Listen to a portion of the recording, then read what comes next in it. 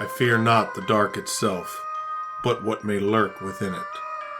Welcome to Lurk, bringing you creepy, strange, and bone-chilling stories, with your host, Jamie Jackson.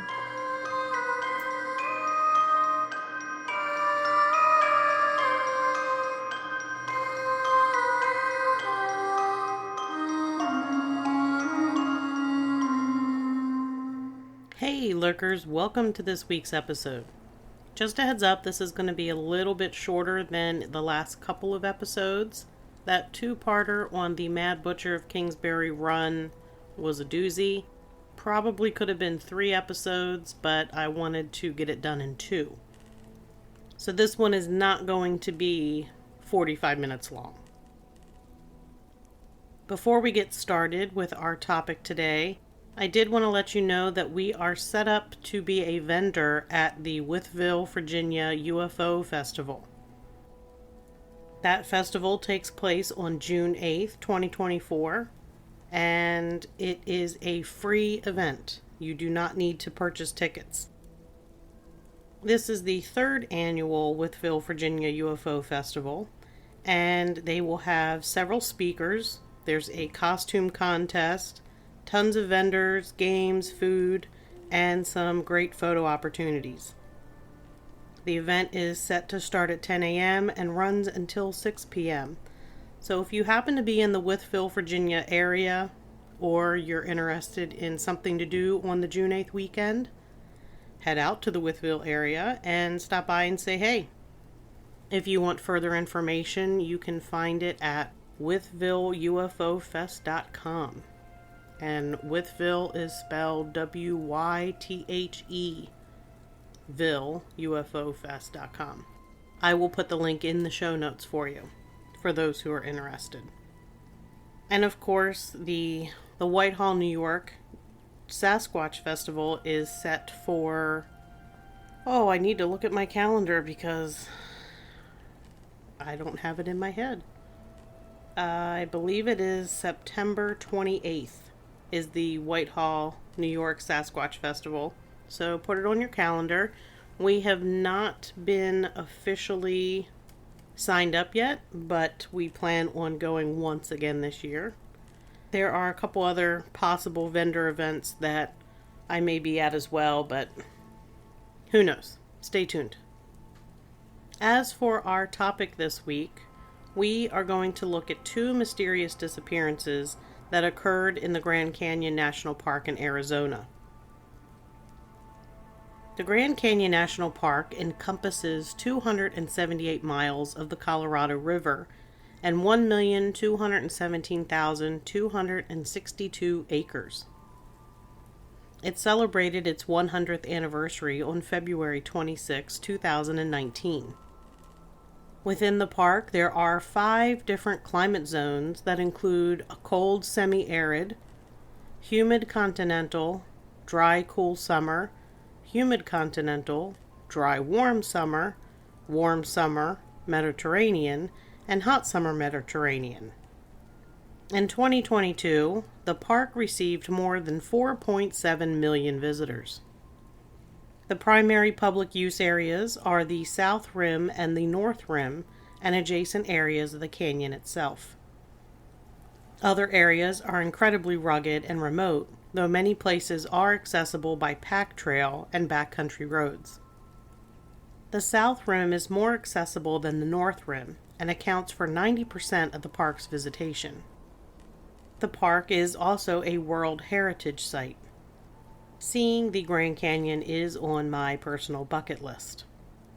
Everything is on my bucket list. I don't know if you've noticed that, but almost everything that I talk about is on my bucket list if I haven't already been there. I have a pretty big bucket list. So we're going to talk about 2 different mysterious disappearances that happened within the Grand Canyon National Park that were almost exactly a year apart. First up is the disappearance of Morgan Elias Heimer, who was just 22 at the time he went missing. Morgan Heimer was from Cody, Wyoming, and was attending Wyoming University and majored in English. He was an experienced outdoorsman and river guide, and an excellent swimmer. Morgan Heimer worked as a guide for Tour West, a rafting company that operated tours on the Colorado River through the Grand Canyon. The group he was guiding with was on a 6-day trip on the Colorado. They were on day 6 of the trip on June 2, 2015. The group stopped near Pumpkin Springs at River Mile 213 in Grand Canyon National Park. Pumpkin Springs is an orange rock formation jutting out of the canyon wall on the floor of the canyon. It's shaped like a pumpkin, which is not a surprise, with rounded walls and vertical streaks down the side of it. The water in the pumpkin is warm, but has high levels of arsenic, lead, zinc, copper, and other metals. Just to give you a little visual on what was nearby.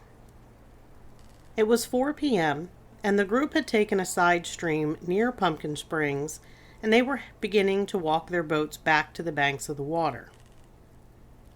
Morgan approached the lead guide and asked about taking a break or taking some time off that afternoon.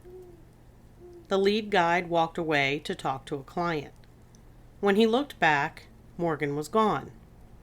It was assumed he had just gone to start the break he had asked about, and he'd be returning. The group swam in the river and ate dinner, but Morgan didn't show up for any of it, including missing dinner. At 7:26 p.m., Morgan Heimer was reported missing by a concerned member of the group. At the time he disappeared, Morgan was wearing a dark-colored Astral personal flotation device, a blue plaid long-sleeve shirt, a pair of Chaco sandals, a maroon baseball cap, and brightly colored shorts. He also has a purple water bottle with him. The initial park response included searching the last known area by air and an immediate hasty search by rangers. Then park rangers and search and rescue began an extensive 6-day search. They searched the river between river miles 211 to 225, and on land stretching from river mile 211 to 215 around Pumpkin Springs. The area where Morgan disappeared is small and enclosed by cliffs. It didn't seem like the search would take very long. Searchers said, "He definitely has the skills and ability to perform the job and be a person we have a high likelihood to find." And that was pretty much the thought, that Morgan would be found and pretty quickly because he was experienced. During the search, fellow employees of Tour West, the clients on the trip, and other river outfitters and their clients were all interviewed. When nothing was found, the search was extended to Diamond Creek, 12 miles west of Pumpkin Springs, but nothing turned up. The search was scaled back with pilots and rangers searching whenever they were in the area. Flyers were posted at various South Rim locations, and all launching river trips were briefed on searching. Morgan Heimer has never been seen again, and no evidence has been found. Some thought it was likely that he drowned, though I do have a couple of questions about that. I looked up the type of personal flotation device that he was wearing. It is designed for whitewater, and it isn't cumbersome. It allows for movement so that you can swim. It also isn't a kind that needs to be inflated. It will let you float the minute that you hit the water. So if we say that he fell in and he hit his head, he should still be floating. And where was his water bottle? Also, if that fell in, that should be floating. Morgan Heimer was 6 foot tall, weighed 175 pounds, had blonde hair and blue eyes, and a cross tattoo on his leg. We talked about a couple who disappeared not too far from this same area. That was episode 56, The Disappearance of Glenn and Bessie Hyde. So check that out if you haven't already. We have a second mysterious disappearance to talk about as well. The disappearance of Floyd Roberts III. Floyd Roberts went missing from Grand Canyon National Park on June 17, 2016, so just a year and 15 days after Morgenheimer. Floyd was 52 years old and from Florida. He had plans to hike with his friend Ned Bryant and Ned's daughter Madeline in the western part of the park. Floyd and Ned first became friends at the age of 10 in New Jersey. Floyd was Ned's best man at his wedding. Floyd eventually went to live in Alabama, working for NASA, then went on to teach computer programming and game design in Florida. The two friends hiked often together. In fact, for 20 years, Floyd and Ned were hiking buddies. The Bryants were board members of the Grand Canyon Hikers and Backpackers Association. Although Roberts hadn't been hiking for a few years, he was an experienced hiker, and the group had visited the area back in 2011 without incident. They expected to finish their hike on June 26th. On Friday, June 17, 2016, Floyd Roberts, Ned Bryant, and Madeline Bryant set out for their hike together. Floyd was 170 pounds, 5 foot 11 inches tall, with brown-gray hair, brown eyes, and was last seen wearing a red long-sleeve shirt, blue denim jeans, multicolored mesh Nike Free sneakers, a large blue Loa Alpine Contour backpack, and white-rimmed sunglasses with orange lenses. He brought 2 gallons of water with him, and enough food to last a week. Before they reached the trailhead, the group reached a hill at around 4:45 p.m. They decided to take different routes. Ned Bryant and his daughter went up and over, and Floyd contoured around the hill.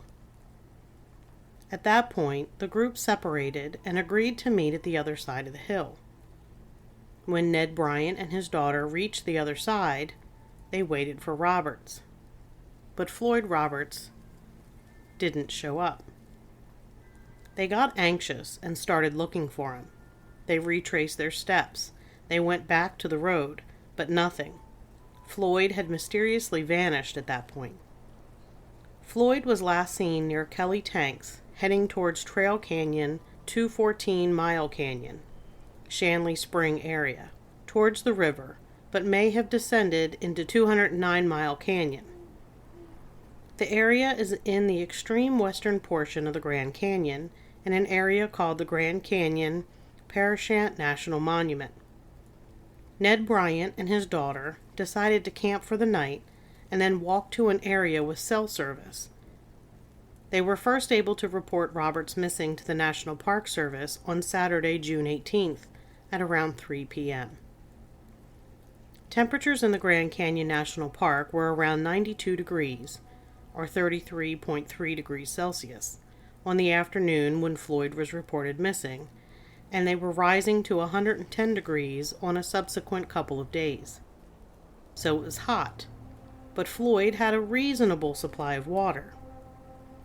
Initially, around 15 people were involved in the search, including sniffer dogs. Eventually, 7 ground teams and the National Park Service helicopter were involved in a search area covering over 10 square miles and in an extremely remote, rugged area of the canyon. Searchers from Grand Canyon Parashant National Monument and Mojave County helped the Grand Canyon National Park Search and Rescue Team. The National Park Service also worked with the Coconino County Search and Rescue. The area was rugged and covered in thick brush, and transportation to the area took several hours. A base camp had been set up near Kelly Tanks with shade, shelters, water, and other resources for the search teams. After 6 days in the heat and tough terrain, the search was scaled back on June 24th, and the authorities went into limited but continuous search mode. Similar to Morgenheimer, rangers searched whenever they were in the area. At that point, there were few clues about where Roberts might be. While there were footprints to follow at one point, rescuers could not confirm that they actually belonged to Floyd Roberts. Since that day in 2016, no trace of Floyd has been found. Here's a little bit of input into water consumption on a hot day. The CDC says 1 cup every 15 to 20 minutes if it's hot and you're physically exerting yourself. That's 3/4 to 1 gallon per hour. He had 2 gallons, so that's between 2 and 2.5 hours worth of water. So while 2 gallons seems like a lot of water, it wasn't enough to keep him hydrated per the CDC. Of course, he could have conserved his water, but once it was gone, he wouldn't have lasted long in high temperatures.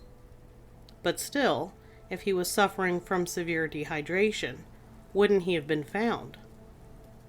Did you know that the Grand Canyon National Park is the deadliest of the national parks, with the most missing or deceased visitors since 2018?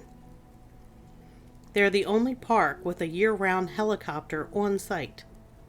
And it's not even the biggest national park or the park with the most visitors.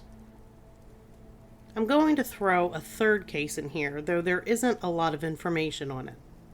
It's the case of Adam Clayton Lyle Jones, who was 23 years old. Adam left his home in Gulf Breeze, Florida, headed west. He did not own a cell phone and only took his laptop. No toiletries or clothes, just the laptop. He left his home on March 31st, 2011. Then on May 5th, park rangers at Grand Canyon National Park contacted Adam's family to tell them that they had located Adam's light blue Oldsmobile Delta 88 in the South Rim visitor parking lot. 2 days later, his family reported him missing. The police did not release what was found in the car, other than to say there was an itinerary with Denver, Colorado, and various California towns on the list as future destinations. Adam's movements were tracked via his debit card with purchases in New Orleans to Grand Prairie, Texas. And that's it. I couldn't find any other information. Did Adam stay in touch with his family at all on the trip? Did he plan this trip, or was it a spur-of-the-moment thing? There were no sightings of him in the park where his car was found, so was he even the one who drove and parked it there? So many questions, but because there are so many unknowns and questions, I wanted to throw it in here because you never know who might be listening and who might have some information. Let all of these strange disappearances be a lesson to you. Make sure you have a precise plan and make sure someone responsible knows what your plan is. Check in with people. Make sure you're hiking with a buddy and don't separate from that buddy. Do not leave your group. In Scouts, that is like the golden rule. They are asked constantly what it means to have a buddy. It means you don't go anywhere by yourself. You always have a buddy with you. If you have a buddy with you and you get lost or you get injured, you have somebody there who can help you. If you're by yourself, you're by yourself. With that, that's going to do it for this short episode. Remember, you can find Lurk wherever you listen to podcasts or at lurkpodcast.com, where you can find episodes and links to our social media. If you have a moment, we would love it if you left us a 5-star review. If you like what you hear, please tell your friends. And until next time, keep lurking.